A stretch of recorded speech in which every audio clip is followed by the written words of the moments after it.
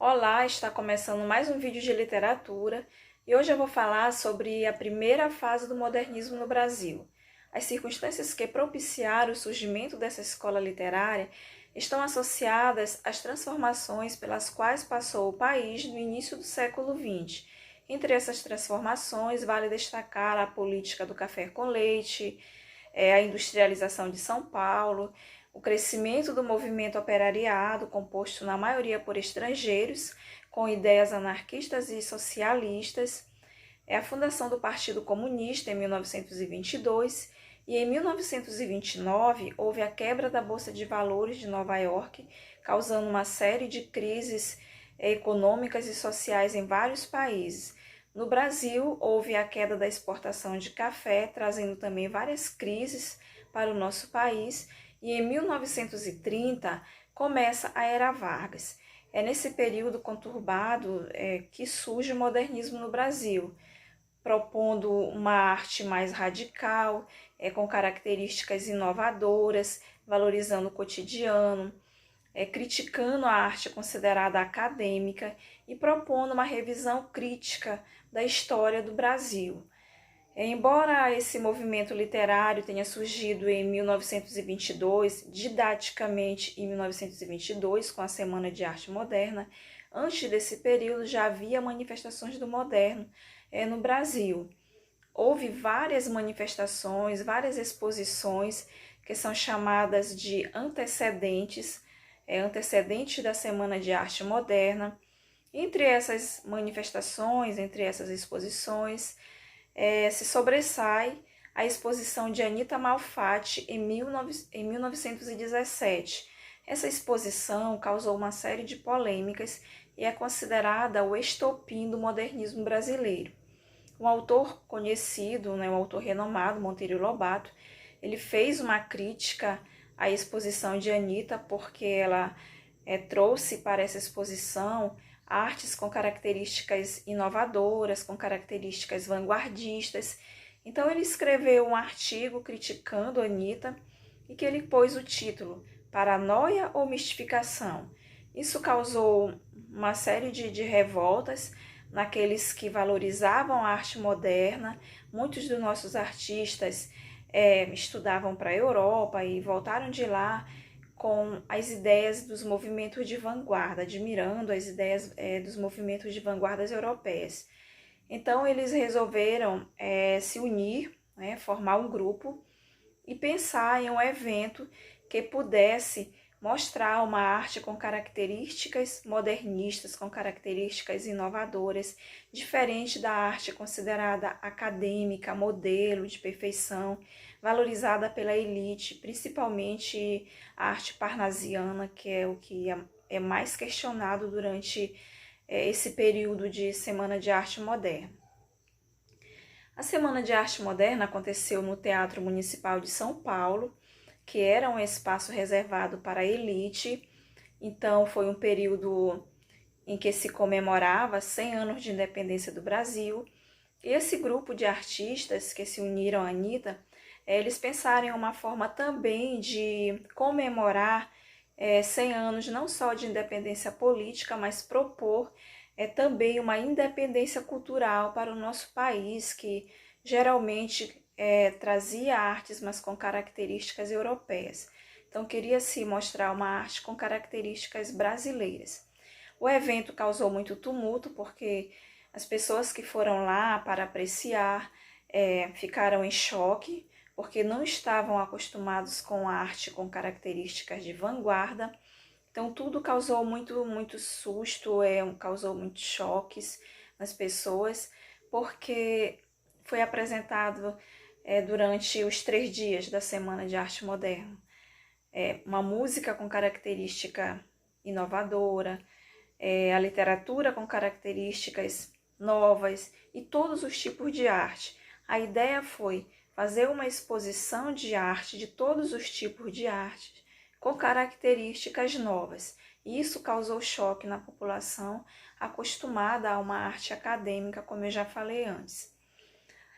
Depois da Semana de Arte Moderna, que causou todo esse tumulto, mas a princípio parecia que não ia sair dali, os autores pensaram em uma forma de divulgar essa arte, de fazer valer esse evento. Então, eles fizeram isso através de revistas. A revista Glaxon é famosa por divulgar arte moderna. E os manifestos, Manifesto Pau-Brasil, Antropófago, Verde Amarelo, Verde Amarelismo e até mesmo o movimento da ANTA, ou Manifesto da ANTA, ou Grupo da ANTA. Dentre esses manifestos, destaca-se o Pau-Brasil, que foi o primeiro, que tem aí como mentor Oswald de Andrade. Esse manifesto propunha uma arte totalmente brasileira, daí o nome Pau-Brasil, nosso primeiro produto de exportação. Já o Manifesto Antropófago, Oswald teve como inspiração a obra de arte Abaporu, que ele recebeu de presente de Tarsila do Amaral. Essa obra, ela mistura elementos da nossa cultura, a nossa paisagem brasileira, mas com uma forma de vanguarda. Então aqui há mistura de elementos. Então é justamente isso que inspirou Oswald. Ele se apropria da cultura estrangeira, não para copiá-la, mas para absorver o que há de melhor nessa cultura. Quando ele usa o nome antropófago, ele faz uma referência metafórica ao que acontecia nas tribos de índios canibais, que o índio comia a carne do outro, acreditando em absorver a sua força, a sua bravura, a sua valentia. Isso faz parte da cultura indígena. Então, metaforicamente, o autor Oswald de Andrade usa a antropofagia, mas de forma cultural, se apropriando do que havia de melhor na cultura europeia, não para copiá-la, mas sim como inspiração para, a partir daí, mostrar o que há também de melhor na nossa cultura brasileira. Oswald de Andrade é um autor de destaque desse primeiro momento, dessa fase heróica do modernismo. Ele é um autor que valorizou a língua coloquial, valorizou o cotidiano. A obra de Oswald em prosa rompe com a estrutura da narrativa tradicional. As principais obras Serafim Ponte Grande e Memória Sentimental de João Miramar são obras que nos mostram isso. Há uma mistura de gêneros dentro de uma narrativa, rompendo totalmente com a estrutura linear, com a estrutura tradicional da ideia que se tem de narrativa. Na poesia, Oswald dá preferência pela língua coloquial, como eu já havia falado, pelo cotidiano. É comum encontrarmos texto de Oswald em que percebe-se esse tom prosaico, essa valorização da oralidade, como se percebe no poema em que ele fala do capoeira, que é o título O Capoeira. Essa primeira geração dá preferência pela classe marginalizada, pelo povo, pelo falar do povo. Então, no poema O Capoeira, que é um poema bem curtinho, diz assim, que é apanhar soldado, pernas e cabeça na calçada. E terminou o poema, fazendo referência aí a uma cena, em um momento de dança ou de luta, em que o capoeira ele joga o soldado na calçada. Um outro poema de Oswald bem conhecido é o poema Pronominais, em que ele faz uma crítica a essa língua padrão, a essa preferência exagerada pela língua formal em todos os momentos. Oswald ele nos mostra que nós precisamos saber fazer a adequação linguística. Quando ele diz, dê-me um cigarro, assim diz a gramática do professor, do aluno e do mulato sabido.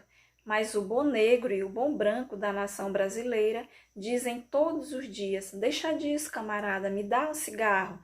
E Oswald nos mostra nesse poema como a língua coloquial ela está no nosso dia a dia, que nós não precisamos estar o tempo inteiro usando a língua padrão, formal, que quando nós falamos com um amigo, nós usamos sim o pronome oblíquo no início de frase, me dá tal coisa, e não sempre o dê-me, que é a forma padrão.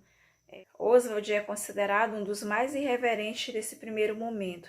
Ele valoriza o humor, dá preferência por poemas curtos, como os poemas pílulas, poemas minutos, poemas flashes. É dele o poema Amor, que só tem o título e um verso, Amor, Humor.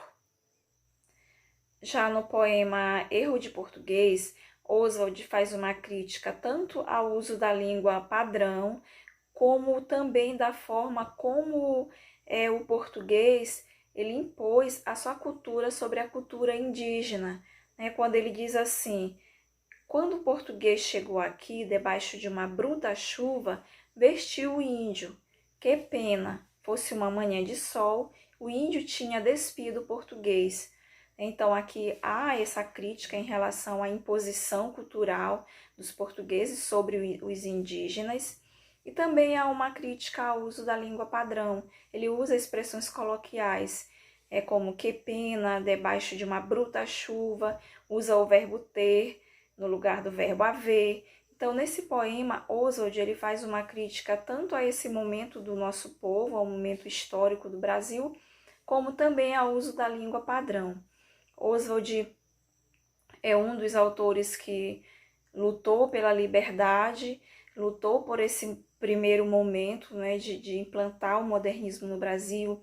Ele faz parte dessa fase heróica do modernismo, e é dele a frase: como poucos eu conhecia as lutas e as tempestades, e como poucos eu amei a palavra liberdade. No próximo vídeo eu vou falar sobre outros autores também da primeira fase do modernismo, como Mário de Andrade e Manuel Bandeira.